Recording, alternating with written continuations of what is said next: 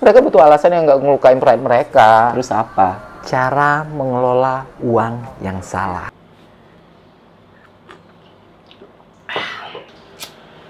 Siapa di sini yang nge-subscribe atau nge-view channel gua karena video barusan?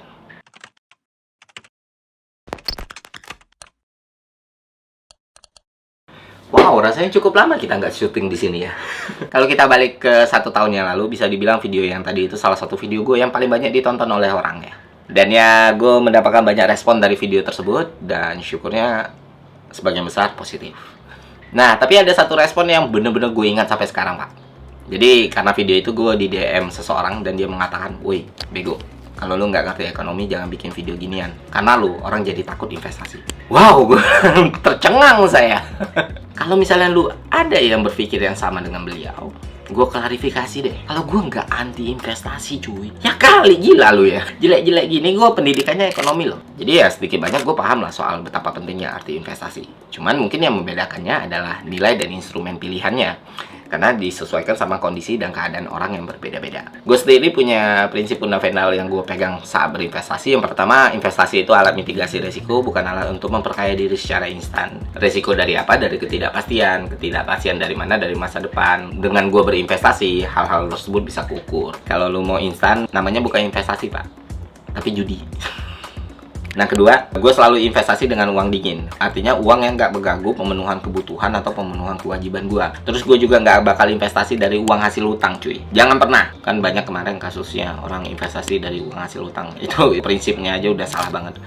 Ketiga, gue nggak mau investasi cuma karena gue pengen terlihat relevan dengan perkembangan zaman. Artinya gara-gara teman gue banyak sharing-sharing saham gitu ya. Terus karena pengen terlihat keren, gue juga ikutan main saham. Padahal gue nggak punya pemahaman sama sekali dan modal sama sekali. Ketiga, pikiran yang matang dan tenang. Menurut gue, kunci investasi itu pemahaman, cuy. Gue nggak bakal taruh duit gue di instrumen investasi yang gue belum mengerti sama sekali. Gue harus pelajari dulu kondisinya, situasinya, potensinya, sampai resikonya. Karena pilihan investasi itu kan banyak banget. Lu bisa investasi di sektor real, lu bisa investasi di pasar modal. Yang mana yang lebih baik, yang mana yang lebih buruk ya tergantung lu nya gitu. Nggak ngapa-ngapain aja resikonya banyak loh. Dan kalau menurutku, kalau tahu resikonya gede, harus diimbangi sama pengetahuan yang cukup. Cuma masalahnya nggak semua orang yang ngerti fundamental investasi ini. Nah, disinilah masalah muncul. Ketidaktahuan orang soal investasi itu dimanfaatkan beberapa pihak secara keji dan kejam, Pak. Dari mulai penggelapan dana, penyelewengan, penipuan, sampai ya skema Ponzi. Bentuk penipuan dan scam di dunia finansial itu beragam banget. Salah satu yang paling familiar dengan kita mungkin skema piramid. Karena sering ditemukan dalam bentuk bisnis model MLM. Tapi sebenarnya MLM dan skema piramid itu adalah dua hal yang berbeda, Pak. Walaupun terlihat semiliar ya, karena sama-sama punya downline. Apa yang membedakan? Ya core bisnisnya. Kalau MLM yang benar, core bisnisnya ya selling product. Artinya keuntungan didapat dari produk yang dijual.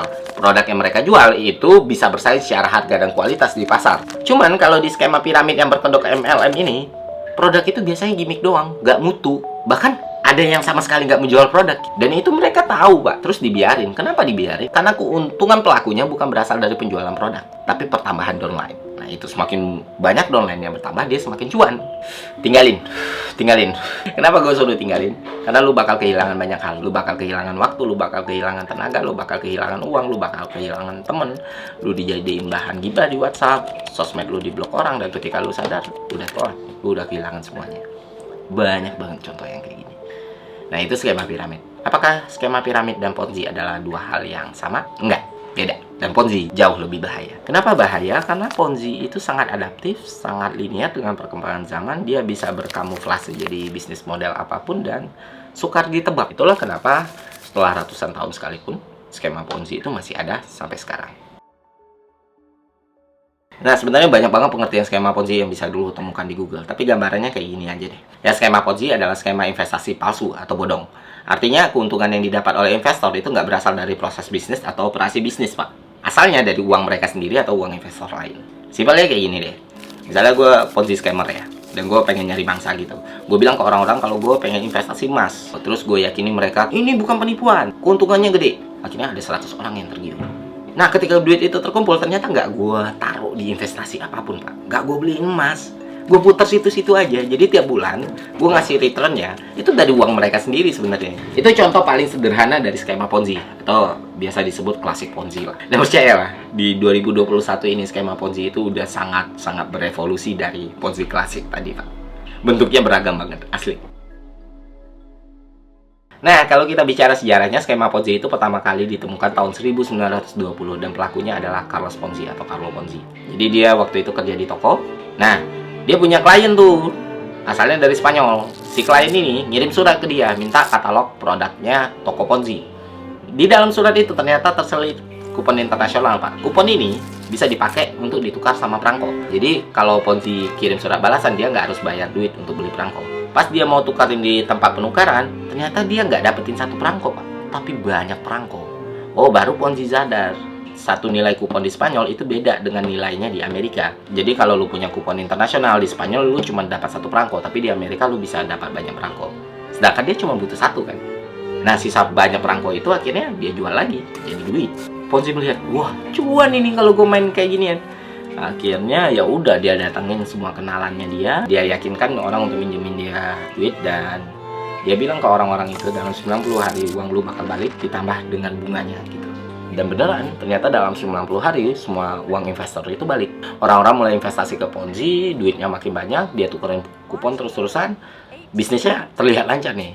Tapi ternyata Ponzi menghadapi masalah. Suppliernya dari Spanyol udah nggak bisa produksi kupon lagi. Nah, seharusnya Ponzi berhenti di situ kan. Tapi dia nggak, Pak. Dia serakah. Uang investor tetap dia kumpulin. Akhirnya dia nggak lagi beliin kupon, tapi pembagian keuntungannya itu ya berasal dari investor-investor yang ngasih duit ke dia tadi. Pada saat Amerika kena hantam krisis ekonomi tahun 20-an, skema ini terkuak. Dan Ponzi mengakui kesalahannya di peradilan gitu. Only I found more than I had anticipated. But Charles Ponzi is the name the world will long remember. Dan itulah pertama kali skema Ponzi dikenal dunia. Sampai 80 tahun kemudian, sebuah kasus skema Ponzi terbesar di dunia terungkap yang dilakukan oleh Bernie Madoff. Investment fraud in Wall Street history. Biggest Ponzi scheme in history. Giant Ponzi scheme. One of Wall Street's biggest scandals. What do you have to say for yourself? What the heck went on? Nah, si Madoff punya sekuritas investasi. Dia main di pasar modal. Dia bikin tahun 60 sama istrinya. Dan investor yang masuk ke dia itu banyak banget, jumlahnya puluhan ribu. Nah, tapi setelah diselidiki, ternyata selama 40 tahun itu si Madoff itu nggak benar-benar bersih, cuy. Ada bagian dari proses bisnisnya yang menjalankan skema Ponzi. Dan itu disinyalir dimulai tahun 80-an.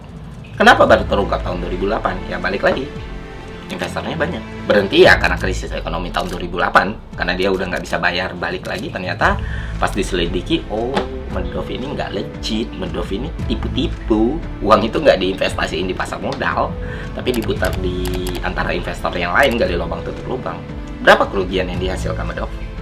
877 triliun rupiah, cuy. Gede loh, Pak. Itu Muaro Jambi mungkin tenggelam sama duit kali ya. Dan di Indonesia apakah skema Ponzi ada? Ya ada, Pak. Dari laporan masuk tahun 2011 sampai 2017 saja, kerugian yang dihasilkan skema Ponzi di Indonesia itu mencapai angka 136 triliun rupiah, cuy. Dan salah satu kasus paling terkenal dari skema Ponzi, ya kasus First Travel. Kalau lu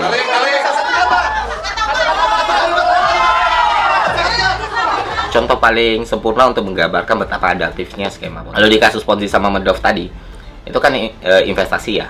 Mereka menjanjikan keuntungan. Tapi kalau di kasus First Travel, enggak. Bukan keuntungan yang dijanjikan, tapi umroh, cuy.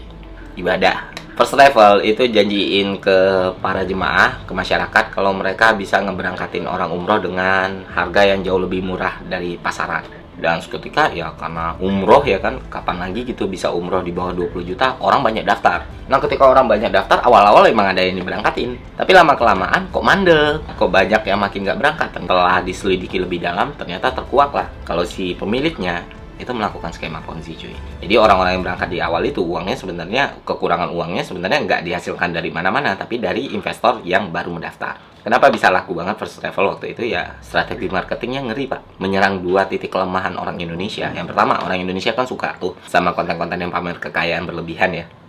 Nah, pemilik First Travel melakukan itu supaya terlihat legit. Pamer benda-benda mewah, pamer jalan-jalan ke Eropa, mobil mewah, rumah mewah, dan segala macam. Pelajaran buat kita adalah ketika ada orang yang pamer kekayaan berlebihan, seharusnya kita nggak terpukau, Pak. Seharusnya kita nggak kagum, justru kita harus skeptis, justru kita harus curiga. Kenapa gue bilang kayak gitu? Karena pamer kekayaan berlebihan itu sebenarnya dinilai dari aspek apapun itu punya resiko yang sangat tinggi, cuy. Mau dari segi bisnis, regulasi, bahkan keselamatan gitu. Dan ketika ada orang yang melakukan itu di sosial media, ya otak gue cuma mikir dua hal. Pertama, orang itu sangat bodoh. Kedua, dia punya goals besar, dia punya tujuan. Enak kalau tujuannya itu cuma sekedar personal branding atau sekedar jualan produk. Tapi kalau tujuannya tipu-tipu, ya kita yang amsyong kan. Nah gitu. Kedua, ya dia pakai bungkus agama, Pak. Kita mau nggak mau ngakuin kalau banyak orang yang sangat-sangat biadab, yang mana agama yang suci dijadikan komoditi untuk merugikan orang lain dari aspek apapun, termasuk bisnis. Dengan jualan agama ditambah jualan pamer kekayaan, wah, First Travel tiba-tiba jadi primadona waktu itu. Dan ujungnya pada akhirnya ratusan juta uang jemaah hilang. Dan banyak lagi kasus-kasus Ponzi di Indonesia yang bisa lo telusuri. Nah, setelah kasus First Travel terungkap, apakah skema Ponzi hilang dari Indonesia? Enggak, Pak. Enggak akan pernah. Dia bakal semakin adaptif. Dia semakin berevolusi. Dan mungkin aja dia masih ada di antara kita saat ini. Gue tahu kepala lu pasti mikir, VTube gimana, Bang? VTube lagi. Ya, gue nggak perlu jawab lah. Tapi kalian coba tanyain ke yang berwenang lah, OJK, Otoritas Jasa Keuangan. Kenapa Satgas OJK ngecap kalau VTube adalah perusahaan ilegal? Pasti ada alasannya kan. Terus juga lo bisa tanya Kominfo, kenapa aplikasi VTube diblok? Pasti ada alasannya kan. Telusuri, ternyata menurut Satgas OJK, menurut Satgas ya, kalau VTube ini terindikasi melakukan money game. Itu menurut OJK lo. Walaupun ilegal kan bukan berarti penipuan, bisa aja masalahnya perizinan. Yang jelas-jelas legal aja, itu bisa nipu cuy. Apalagi yang ilegal.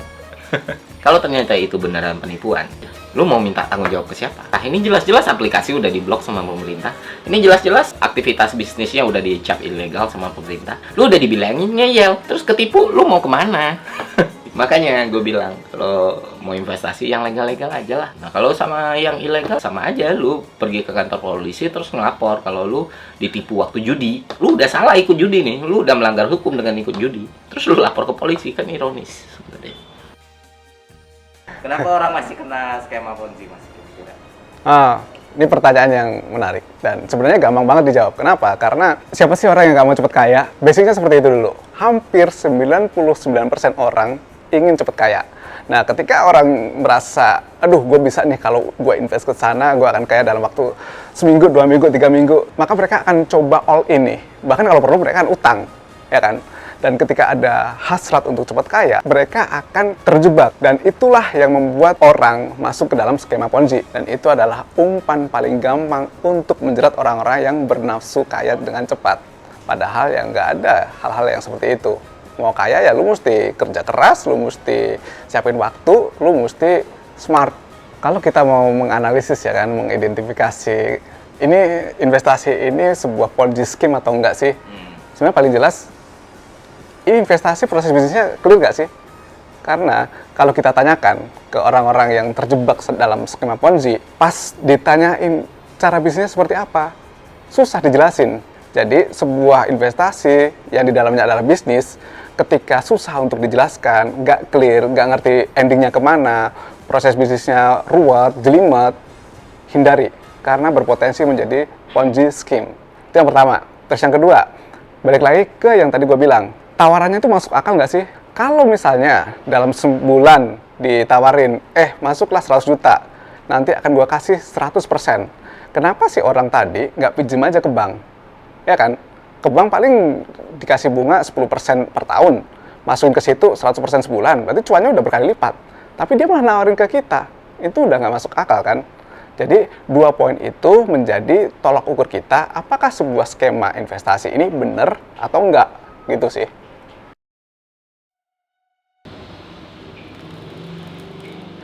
Nah, itu tadi soal skema Ponzi.